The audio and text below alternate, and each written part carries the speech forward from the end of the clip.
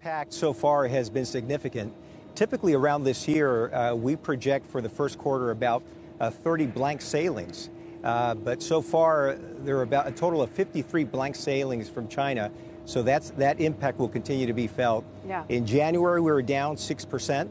In February, we project to be down another 6% year over year.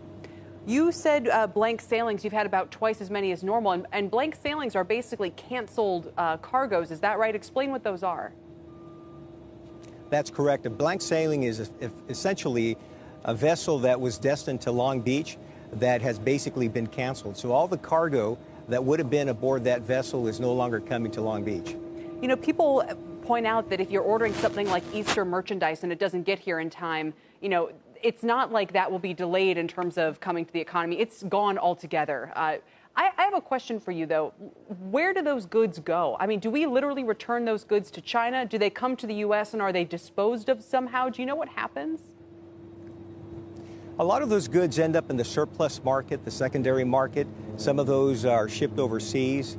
But the important fact here is the fact that depending on how long this coronavirus situation is prolonged, there could be shipments that would just be canceled altogether because they'll miss their season. And that's what we're concerned about. Right now, we're looking at the immediate impacts to our cargo and the economy. We're also now thinking about the secondary impacts and what that could mean for the national economy. Sure. So you said you're down about 6% year over year in January and essentially in February. You expect that to continue next week as we get into March?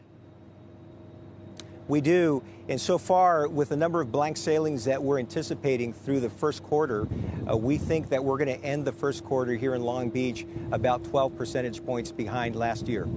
And there's a ripple effect from the trucks, for example, and the railroads that might be positioned to take this stuff into the U.S. economy and now kind of are left empty-handed, right? What about the effect there? What about the effect on workers at your port as well?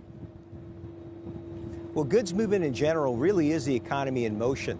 When goods stop moving, it has a significant and immediate impact to the economy. As it relates to the supply chain, for instance, just in the last couple of weeks, we've seen a decline in truck operations to the tune of 20%. On the rail side, we're seeing a decline in rail activity in and around our port to the tune of 25%. And with the blank sailings that have been announced, we expect that impact to continue to grow in the weeks ahead. Noel, one quick final question. Why is it that the exports, the stuff leaving this country, why has that gone to zero? Is that because the Chinese economy is shut down, or is that because the U.S. Exporters are changing their behavior in a different manner? I think it's a combination of both, but I think the driving factor is China's ability to handle those containers as they arrive. The fact that the Chinese economy and their ports are essentially at gridlock, it makes no sense for exporters to ship their shipments overseas, and that's what we're seeing so far. All right, the double-edged sword. Noel, thank you for joining us. Please keep us posted.